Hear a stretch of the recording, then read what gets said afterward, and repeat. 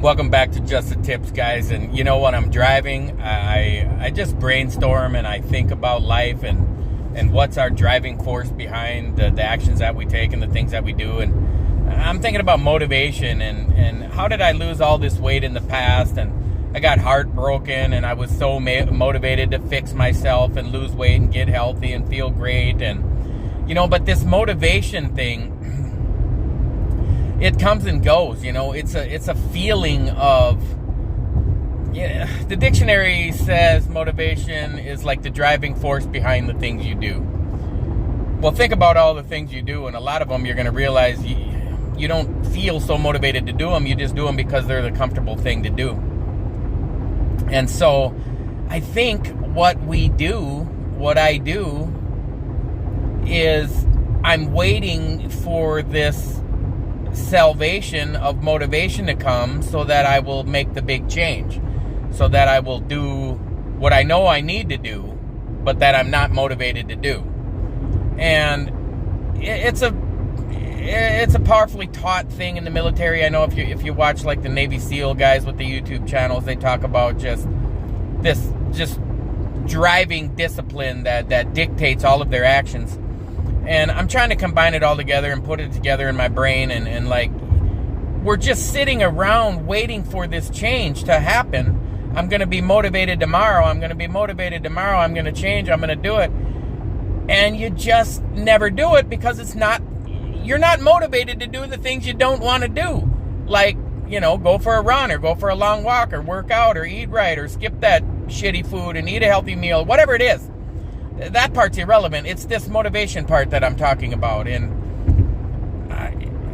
I'm defining it.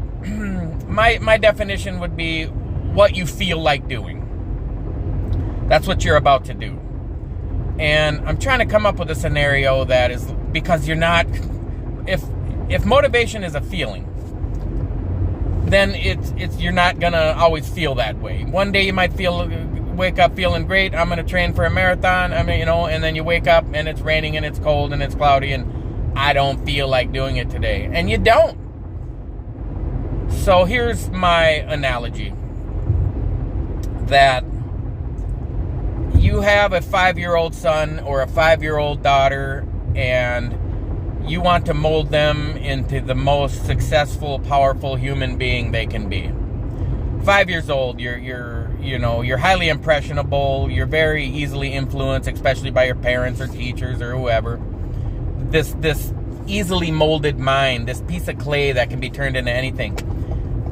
So as I contemplate the way I raised my kids, and I got divorced when some of them were young, but some of them got to benefit from this, to just almost trick them into liking healthy food and show them, you know, hey, be thin, you know, don't drink, don't do drugs, don't make the mistakes I make, and you know, go to college, get an education, whatever it is that you're going to mold their mind to be. And I'm realizing that little boy is me in the context of this motivation that I'm just waiting to show up and change my life. We have to be the parent of that little child inside of us and know that it's not motivation that's going to get you there. It's being,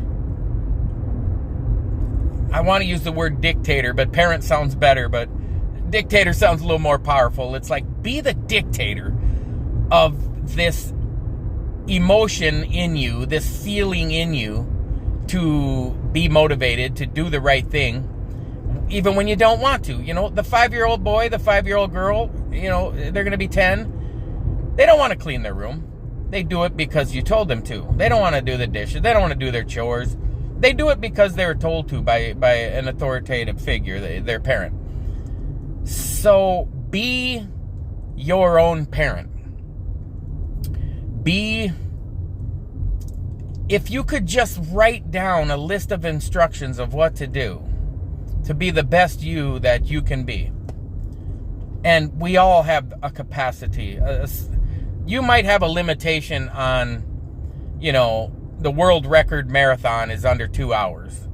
Okay, it's like, Zach, you can do anything that okay, there's some limitations, you know. Okay, I'm 5'8.5", you know, I'm never going to run I'm 250 pounds. I'm never going to run a marathon in 2 hours. Accept those limitations, but know that in reality, you have very few limitations except for those that you impose on yourself. And one of those huge limitations is this belief that you will only do what you feel like doing. It's what you've done. It's why you're not succeeding. It's why you procrastinate. You don't want to clean the house, so you don't. And it spills into a life of procrastination and just never getting anything done. So let me summarize. Parent yourself like you were that 5-year-old, easily impressionable, easily molded. Think of it as a piece of clay that can just be the greatest thing you could possibly create. And do it because you're disciplined. Because separate yourself from this feeling.